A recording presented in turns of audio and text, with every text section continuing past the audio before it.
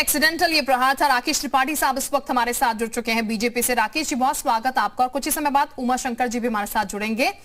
Sir, accidental Hindu, Nehru की तरफ से बयान दिया गया था कि मैं शिक्षा से ईसाई हूं, संस्कृति से मुस्लिम हूं, दुर्भाग्य से हिंदू हूं। लेकिन अब तो राहुल गांधी मंदिर भी जाते हैं, प्रियंका गांधी भी मंदिर जाती हैं और खुद को हिंदू भी बताते नजर आते हैं। देखिए, ये चुनाव के हिसाब से अलग अलग वेशभूषा बदलने का काम करते हैं। ये वायनाड में जाकर के करते हैं, वहां जालीदार टोपी लगाते हैं, कैसे है उसका भरपूर प्रयास करते हैं। लेकिन जैसे ही यूपी का चुनाव आता है, मध्य प्रदेश का चुनाव आता है, जहां इन्हें लगता है कि नुकसान हो सकता है, तो वहां कभी कभी ये हिंदू बनने की कोशिश करते हैं। और इसीलिए कई बार मंदिर में पूजा करने के तरीके पर भी आपत्ति हुई है। आपने अभी हालिया दृश्य देखे होंगे कि कैसे का पूजन करने गए राहुल गांधी जी को बगल में खड़े होकर के बताना पड़ रहा था कि कैसे गंगा को का आप जो है अर्घ देंगे, कैसे आप गंगा माँ की पूजा करेंगे। ये इन्हें वास्तविकता में मालूम नहीं, पारिवारिक संस्कारों में नहीं है। सच्चाई ये है, बात राजीव गांधी जी ने एक्सेप्ट की थी कि वो एक्सीडेंटल हिंदू है। हिंदू को लेकर के इनके मन में हमेशा अपमान का बोध रहा है और हिंदुओं को इसीलिए अपमान करने की परंपरा कांग्रेस में एक रही है। लंबी फेहरिस्त है बयानों की। हिंदू आतंकवाद शब्द गढ़ना हो, भगवा आतंकवाद शब्द गढ़ना हो। जिस तरह से स्वयं राहुल गांधी जी ने कहा कि जो लोग मंदिर जाते हैं वो लड़कियां छेड़ते हैं, इस प्रकार के भाव का काम रहा हो। अलग अलग समय पर राहुल गांधी जी के तमाम बयान, इनकी पार्टी के तमाम नेताओं के बयान हिंदुओं को अपमानित करने वाले रहे हैं, मुजहबी तुष्टीकरण करने वाले रहे हैं, देश के संसाधनों पर पहला हक मुसलमानों का बनाते हैं। इतना ही नहीं है, ये आतंकवादियों तक के पक्ष में पैरोकारी कर जाते हैं। आपको याद होगा कि किस तरह से बाटला हाउस एनकाउंटर में जब आतंकवादी गिराए गए थे तो सोनिया जी की आंखों से आंसू नहीं रुक रहे थे। ये भी देश ने देखा है। ये भी देश ने देखा है कि कैसे रामलला विराजमान के मंदिर बनने के लिए रोकने के लिए कपिल सिब्बल अपनी फौज लेकर खड़े हो जाते हैं सुप्रीम कोर्ट में कि इसकी सुनवाई रोज नहीं होनी चाहिए, इसकी सुनवाई को रोका जाए। इस तरह से कांग्रेस पार्टी ने उत्तर प्रदेश में लगातार तुष्टीकरण करने का काम किया है, को अपमानित करने का काम किया है। और जब वो महंगाई पर रैली करते हैं राजस्थान में, तो महंगाई पर बात नहीं करते हैं, बात करते हैं हिंदुत्व पर और हिंदुत्ववादी पर। यानी हिंदुत्व में अंतर समझाने की लगातार कोशिश करते हैं। हिंदुत्व में अंदर समझाने की कोशिश करते हैं, जबकि पूर्वज ये कहते हैं कि दुर्भाग्य से मैं हिंदू हूं। डॉक्टर उमा शंकर पांडे साहब भी इस वक्त हमारे साथ जुड़ चुके हैं, कांग्रेस प्रवक्ता हैं। बहुत स्वागत आपका भी उमा शंकर जी, उत्तर प्रदेश उत्तराखंड पर। सर, राकेश त्रिपाठी साहब भी हमारे साथ जुड़े हुए हैं बीजेपी से, और वो कह रहे हैं कि दादा तो कहते थे मैं शिक्षा से ईसाई हूं, संस्कृति से मुस्लिम हूं, दुर्भाग्य से हिंदू हो गया हूं। अब राहुल गांधी हिंदू होने की परिभाषा समझा रहे हैं, जबकि उनके बयान बिल्कुल उलट इससे होते हैं। देखिए, चुनाव है और भारतीय जनता पार्टी जब असफलता की जहाज पे सवार होती है तो उसे राम याद आते हैं, उसे हिंदू याद आता है, उसे मुस्लिम और पाकिस्तान याद आता है। इसके अलावा इनके पास कोई ब्रह्मास्त्र नहीं है, ये इनका ब्रह्मास्त्र है। ये लखीमपुर खीरी के महिला के चीरहरण पर बात करिए तो उसको उस पर चर्चा नहीं करेंगे, तब वो हिंदू धर्म में नहीं आता है, तब वो हिंदू धर्म का विरोध नहीं होता है। जब ये उन्नाव में एक लड़की को जिंदा जला देते हैं बलात्कार करके, तब इनको हिंदू धर्म ने याद नहीं आता है। जब हाथरस की बेटी को जबरन जला देते हैं पेट्रोल छिड़क कर और उनके मां बाप से अंतिम दर्शन नहीं करने देते हैं, तब इनको हिंदू धर्म नहीं याद आता। जब इंद्रकांत त्रिपाठी को इन्हीं के गृह मंत्री योगी आदित्यनाथ के मंत्रालय का पुलिस अधीक्षक गोलियों से भून देता है, तब इनको हिंदू धर्म नहीं याद आता। अच्छा, चलिए मैं इसी इनके टॉपिक पर आ जाता हूं। ये अपने पिच पर लाना चाह रहे हैं मुझको, मैं आ रहा हूं। राकेश त्रिपाठी जी, मैं पूरी चुनौती के साथ कह रहा हूं, राहुल गांधी जी के दादा का नाम पूरा विश्व जानता है क्योंकि उन्होंने देश के लिए ऐसा काम किया है। नरेंद्र मोदी के दादा का नाम बता दीजिए, मैं आपके चरणों में गिर जाऊंगा। बताइए नरेंद्र मोदी के दादा का नाम क्या है, बताइए। दादी का नाम बताइए।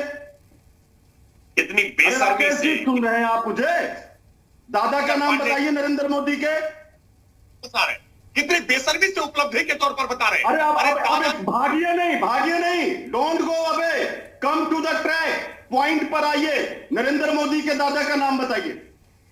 मैं आपके चरणों पे गिर जाऊंगा, नहीं तो आप राहुल गांधी से माफी मांगिए। Just tell the name of Narendra Modi grandfather. Hindi में ना हो, अंग्रेजी में समझिए। बताइए नरेंद्र मोदी के दादा का नाम, योगी जी के दादा का नाम बता दीजिए।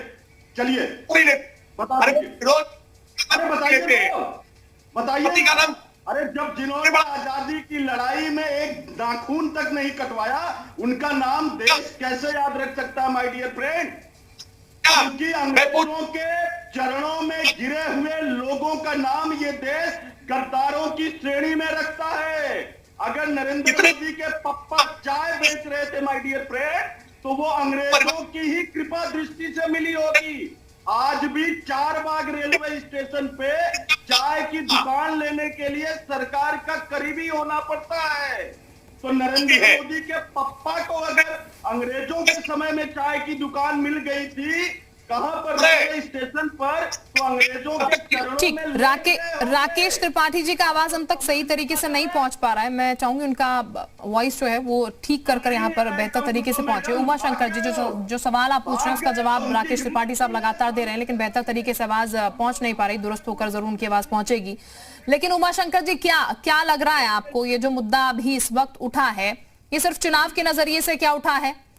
क्योंकि राकेश त्रिपाठी साहब ये भी कह रहे हैं कि हिंदुत्व की परिभाषा आप तब समझा रहे हैं जब आप लगातार इसके विरोध में जवाब बयानबाजी जो है वो करते आए हैं पीछे से।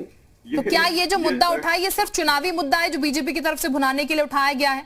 क्या ये मानकर चले? आप एक बात बताइए जी, जब वेस्ट बंगाल के चुनाव थे तो वहां पर हिंदू मुस्लिम करने की इन्होंने कितनी कोशिश की।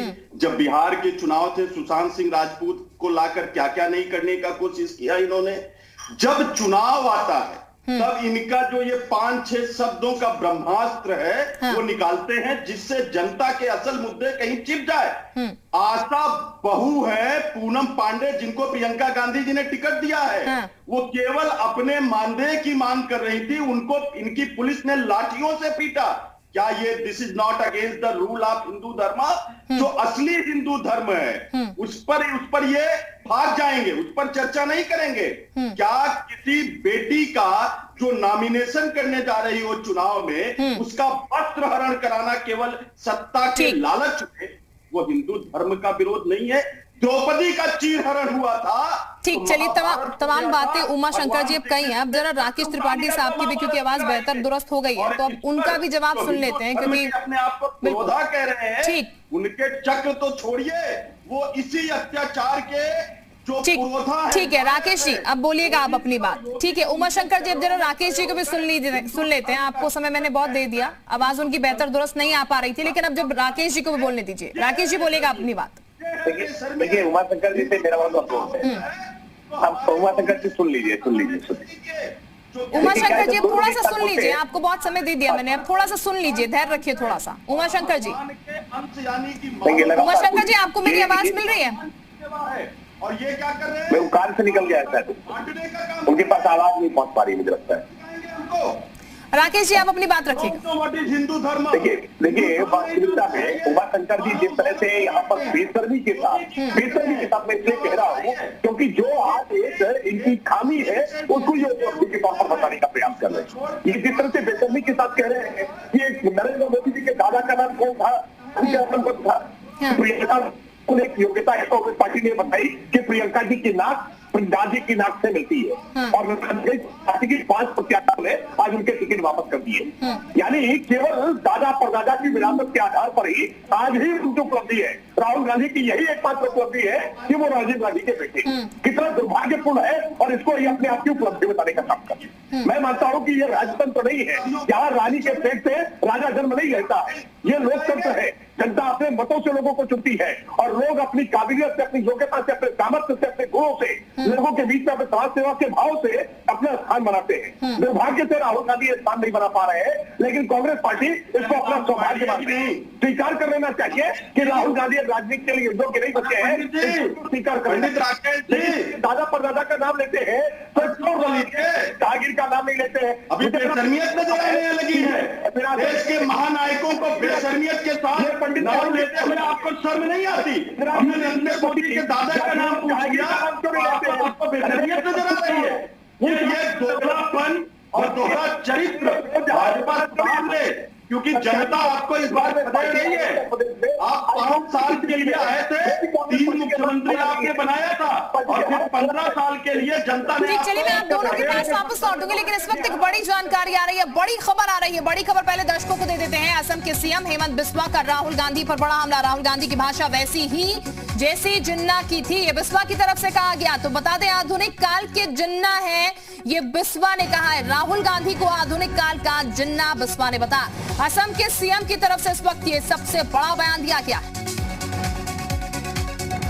आज 10 डेज से मैं देख रहा हूं कि राहुल गांधी जो भाषा का प्रयोग कर रहा है, एक बार बोलता है कि India is A union of state, एक बार बोलता है कि भारत का मतलब गुजरात से बंगाल। जिन्ना का भूत घुस गया है राहुल गांधी में। जो जिन्ना 1947 का पहले जो भाषा का प्रयोग करता था, अभी राहुल गांधी वही भाषा का प्रयोग करता है। एक प्रकार से मॉडर्न डेज का राहुल गांधी एक जिन्ना बन गया है। तो ये असम के सीएम हेमंत बिस्वा जिसको आप सुन रहे थे, जो कि कह रहे हैं आधुनिक जिन्ना जो है वो राहुल गांधी है। उमाशंकर जी, बिस्वा साहब का बयान आपने सुना, वो तो जिन्ना से कंपेयर कर रहे हैं, जिन्ना बता रहे हैं आधुनिक भारत का राहुल गांधी को। भारतीय जनता पार्टी में जो जाता है, उनकी पाठशाला में पढ़कर बिल्कुल बेशर्मियत की हद तक चला जाता है। यही हेमंत बिस्वा शर्मा राहुल गांधी के चरणों पर गिरे रहते थे। हमें भी याद है, मैं भी आसाम में प्रभारी बन के गया था चुनाव के दौरान, तो हमने देखा था कि राहुल गांधी से मिलने के लिए और राहुल गांधी से दूसरे ना मिल पाए, ये षड्यंत्र करने का काम हेमंत बिस्वा शर्मा करते थे। इनके 4 चेले थे, वो लगे रहते थे कि कोई कार्यकर्ता राहुल गांधी से ना मिल पाए। और नतीजा क्या हुआ, राहुल गांधी जी इन्हीं से मिलने से मना कर दिए और कार्यकर्ताओं के साथ राहुल गांधी जी खड़े हो गए। तो ये भारतीय जनता पार्टी के चरणों में जाके गिर गए। कांग्रेस पार्टी एक पाठशाला है जो नेता पैदा करती है। हाँ, उसमें कुछ हीरो बन के देश के काम आते हैं और कुछ विलेन बन के वो आरएसएस और भाजपा के चरणों में जाके नतमस्तक हो जाते हैं। तो हेमंत बिस्वा साहब विलन हो गए, राकेश त्रिपाठी साहब बिस्वा साहब विलन हो गए, कांग्रेस में जगह नहीं मिली तो बीजेपी के पास आ गए। उमाशंकर जी कह रहे हैं जो विभीषण की तरह है। ठीक, राकेश जी बोलेगा। मुझे लगता है आपकी आवाज पहुंच नहीं रही थी, इनका थोड़ा एयरपीस इनका ठीक करवाइए। गद्दारी का और जनता के साथ धोखे का सबक जरूर सिखाती है। ठीक है उमाशंकर जी, ठीक है, अब राकेश जी का जवाब देने दीजिएगा। ठीक है राकेश जी, आप अपनी बात रखिएगा। उनसे उमाशंकर जी ने, अब उमाशंकर जी सुन लीजिए भाई, उमाशंकर जी लगातार बोलते हैं। उमाशंकर जी, वास्तविकता में आपने इस बात की स्वीकारोक्ति कर दी कि कांग्रेस पार्टी में जिसको भी राजनीति करनी है वो राहुल गांधी के चरणों में गिरा रहे। ये उन्होंने स्वीकार किया है कि राहुल गांधी के चरणों में गिरे रहते थे। यानी कांग्रेस पार्टी के जितने नेता प्रवक्ता हैं, जितने उनके कार्यकर्ता है, वो राहुल गांधी जी की चरण वंदना ही करेंगे, तभी कांग्रेस पार्टी में राजनीति कर पाएंगे। इसकी आप स्वीकारोक्ति उन्होंने आपके टीवी चैनल पर कर ली है, इसके लिए बहुत साधुवाद। लेकिन ये चरणों में गिरना ये लोकतंत्र के लिए ठीक नहीं होता है। अरे भाई, चरणों में गिरना है तो प्रभु के चरणों में गिरिए, जाकर के राम लला के दर्शन करिए। वहां चरणों में गिरेंगे तो शायद आपका राम उद्धार कर देंगे, प्रभु राम आपका कल्याण कर देंगे। लेकिन आप राहुल गांधी के चरणों में गिर करके राजनीति आप ही को मुबारक हो, ये कांग्रेस पार्टी नहीं हो सकता है। भारतीय जनता पार्टी में कार्यकर्ताओं का सम्मान होता है, आपको सिखाते हैं, बात करते हैं, बात करते हैं, परामर्श करते हैं। अरे भाई, ये विरासत की सियासत क्या नहीं करती है ना, जैसे विरासत की सियासत राहुल गांधी में कोई नहीं समझाती है कि हेमंत बिस्वा शर्मा जी जब कांग्रेस पार्टी में थे और वो कांग्रेस पार्टी के अध्यक्ष राहुल गांधी जी से चले गए तो वो अपने कुत्ते के साथ बिस्किट खिला रहे थे, बिल्ली को बिस्किट खिला रहे थे कुत्ते। वास्तविकता में इनके लिए इनके नेताओं की स्थिति कुत्तों से भी बदतर रहती है। ये बात राहुल गांधी जी ने हमेशा स्वीकार करके दिखाई है। चलिए मैं आप दोनों के पास वापस लौट रही हूं। इस वक्त एक और